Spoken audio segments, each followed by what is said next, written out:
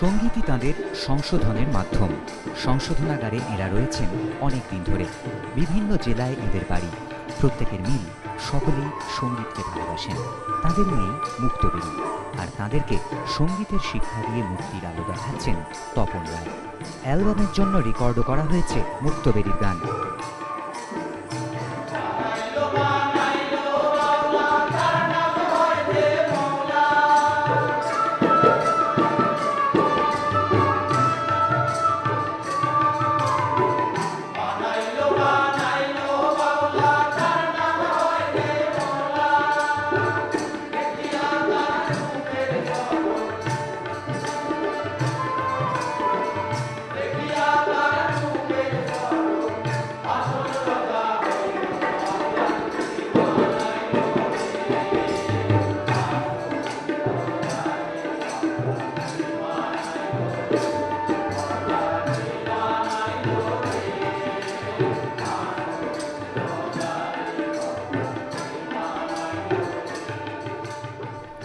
সংশোধনাগারের ভেতরেই সঙ্গীতকে নিয়ে বাঁচার উপায় পেয়ে খুশি আবাসিকরা।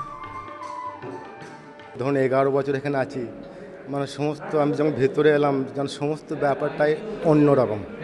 মানে এখানে অনেক ধরনের শিক্ষা হচ্ছে, পড়াশোনা থেকে আরম্ভ করে নাচ গান তো রয়েছে, তারপরে ছবি আঁকা রয়েছে জেলখানার ভেতরে, মানে সব রকম, ফুটবল ক্রিকেট খেলা।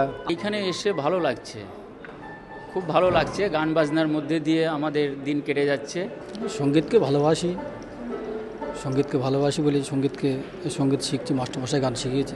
গান নিয়ে সারা জীবন যাতে কেটে যায়, এই গান নিয়ে। এদেরকে সঙ্গীত শিক্ষা দিতে পেরে উচ্ছ্বসিত তপন বাবু। সংশোধনাগারে যে কাজগুলো হচ্ছিল সেটা দেখে আমার ভালো লেগেছিল। তা আমি তো গান গাওয়ার পাশাপাশি এই ধরনের ক্রিয়েটিভ কাজের সঙ্গে থাকতে আমি ভালোবাসি। এটা আমার মাস্টারমশাই দীনেন্দ্র চৌধুরীর কাছ থেকে পাওয়া।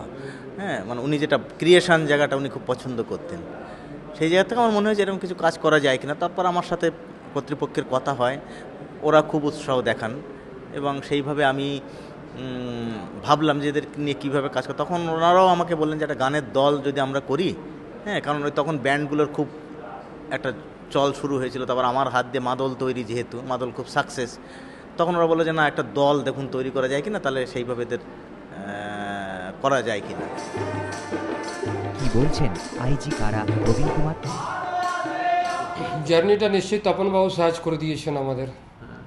মানে আসলে ট্যালেন্টটাকে দেখা, ও ব্যাপারটাকে এর মধ্যে ইনার ইনস্টিংক্ট আছে কি না আছে, ইনস্টিংক্টটা তপনবাবু নিশ্চিত তরফে আমাদের হেল্প করেছেন এদের মধ্যে থেকে বার করে নেওয়া, রিহার্স করা, প্র্যাকটিস করে বার করে নেওয়াটা।